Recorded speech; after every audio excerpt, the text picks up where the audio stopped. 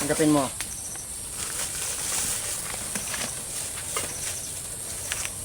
Para sa yan.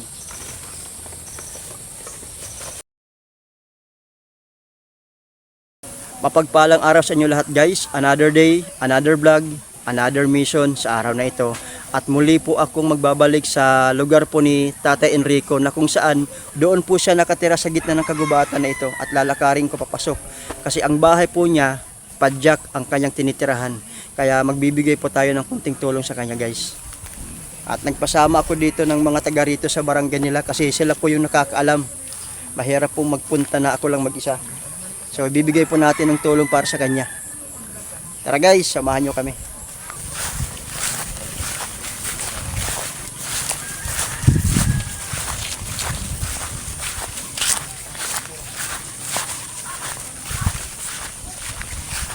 Ikaw ba sa nanay mo? Ha? Di ba magalit ang nanay mo? Ha?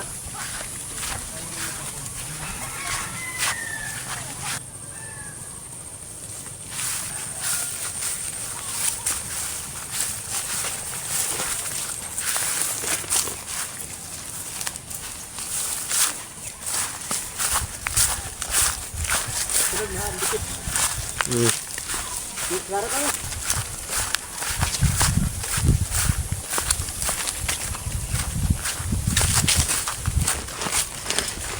Mainit ano?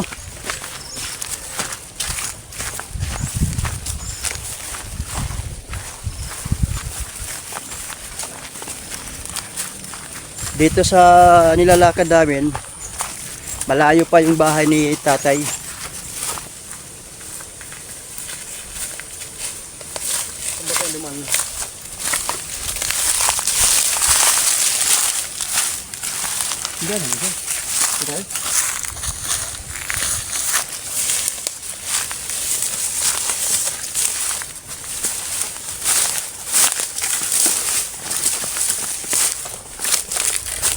Kaya muna tayo. Hindi nyo ba napansin dito kanina yung ano, yung matanda, hindi ba namasada? Hindi siya namasada? Sana nandito si Tatay ano? Ako lang. Ano pagod ka? Ha? Awag mo. So mahirap yung daanan ni Tatay. Kasi tingnan mo, siguro nang magbagyo na ito, yung mga na bumagsak yung mga kahoy ano. Tara, tuloy tayo.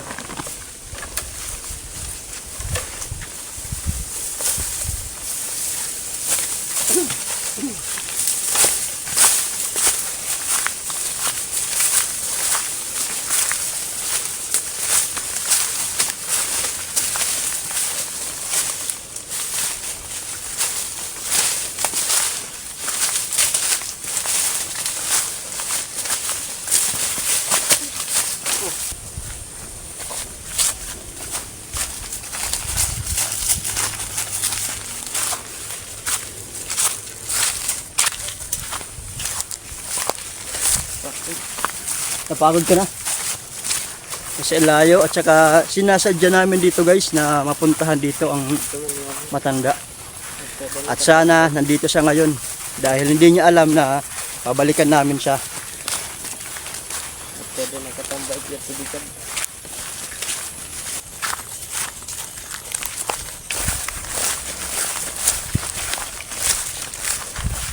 Ang kanya position ha? Nandito na kami sa bahay ni Tatay. So natutulog siya ngayon doon sa kanyang padyak at gigisingin natin siya upang makausap si Tatay.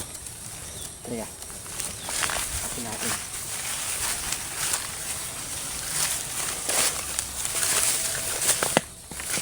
Magandang hapon. Oh, magandang hapon, ma'am. Tay, okay lang tay, gisingin kita tay. Okay lang. Tay, tutulog siya. Sige tay, meron akong, pwede ba kita makausap? Pwede. Halika tay. Pabukas naman to yung bintana mo. Ito yung bintana mo, ano? Oo. Kumusta ka dito ngayon tay? Kaloy ka siya, muladap. Ganun pa rin. Namasada ka ba kanina? Kakulop. Kahapon namasada ka. Oo, namasada. Oo, so sarap ang tulog mo ngayon, tay. Kung ako nagtusok ang pag kandida mo na magagol. Ah, naggagarding-garding ka dito. Oo. Kaya nga lumungan. Nananghalian ka na. Oo. At katatapos mo lang kumain. Oo. Mabuti naman. So, nagbalik ako dito ngayon, tay, Oo. para bisitahin kita at meron akong dalang tulong para sa iyo, tay. Kasi, at meron itong grocery. Thank you. Oo. So, konting tulong lang ito, tay, para sa iyo. Kahit papaano, mayroon kang ano nito, masasaing na bigas. So, kahapon, magkano naman ang kinita mo kahapon? Ha? Namasada ka kahapon, di ba? Oo. Magkano naman ang kinita mo maghapon? 150. 150. Oo, wala. So, maghapon na yun, napasada. Oo. So, ang kinikita mo na 150, binibili mo ng pagkain. Oo. So, wala ka bang plano tayo dito na maggawa ng bahay mo? May COVID plano ko. So, ang bahay. Pagtayo ng bahay kubo. Oo. Kasi marami naman ditong kawayan, maraming Okay kawayan na. dito. Marami. Maraming kawayan. Ba't di mo subukan magtayo ng bahay? Ano yung problema mo kung bakit hindi ka nagtatayo ng bahay kubo? Ano yung pinaka kulang sa'yo? Pera. Pambili ng mga pako, ano? Oo, pa ako. Oh, kasi kaya mo naman siguro manguha ng kawayan at magtayo ng bahay kubo. Pero ang problema mo talaga, wala kang pambili ng yero. Wala kang pambili ng pako na magagamit mo, ano? Oo. Pero sa tingin mo, kaya mo naman. Okay. Kaya, wala lang pera, ano? Oo. Ito talaga ang ginagawang tirahan ni tatay, padjak, at pag isa lang sa dito, wala sa ditong mga kapitbahay man lang. Sobrang layo ang nilakad namin papunta dito para lang makausap ito si tatay. Actually, noong unang pagpunta ko dito, mayroon nakapagsabi na mayroon ditong nakatira na isang estranghero na ang bahay, ito yung padjak mo. Kaya ako napunta dito. At siyempre may mga tao na nakapanood ng picture mo at mayroong nagpaabot ng tulong na nagbigay po sa inyo ng bigas. So tayo, tanggapin mo tayo. So, Thank you. kalooban yan ng Diyos na bumalik kami dito upang maibigay po yung tulong para sa iyo. Punta tayo dito tayo. Tingnan ko lang to. Ano naman to tayo? Anong nandyan? Pidikab. Pedicab din to. Akala ko dito ka rin minsan, mega, ito, padjak, padjak mo rin. At dito ka nagsasaing. Oo. Ito wala lang to, akala ko pwede ka makahiga dito. So hindi sa bahay talaga.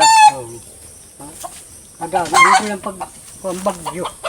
Dito na lang pag doon nakusap namin. Nang bumagyo, dito ka nagtago. Pinago na lang dito. Pero hindi ba matuklap to? Silo. Aga, maliit na anak niya. Maliit ka lang, ano. Okay. At may alaga kang manok. Oo. So,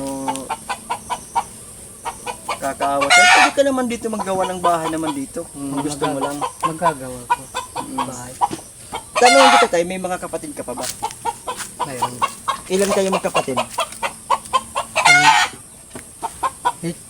Harit isa.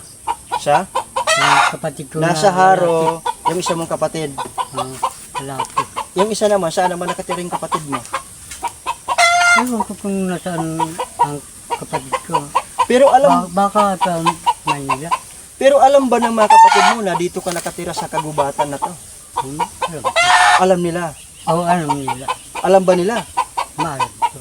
Pero hindi ba sila pumupunta dito para pasyalan ka, tulungan ka? Kaigan.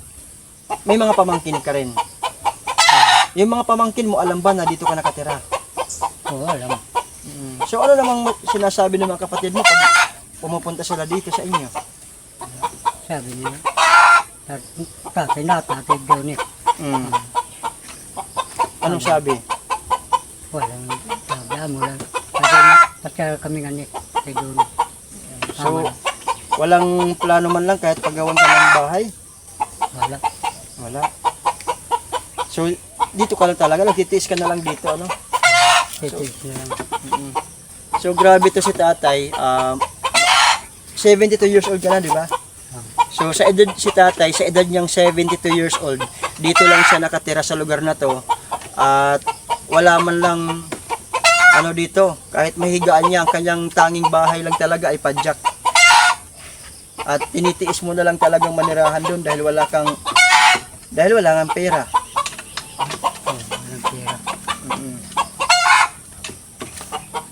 Tara, balik tayo doon sa ano mo.